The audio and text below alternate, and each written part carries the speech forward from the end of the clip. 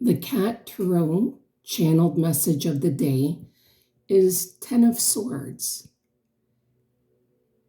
The worst case scenario has already happened in your mind. Thank God, tens are about the end of a cycle. You have passed this chapter with flying colors, knowing that you no longer have to place those harsh words, those harsh thoughts, projections placed onto you by others.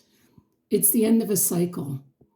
You know that you're very full, well, capable, and safe to come down out of hiding.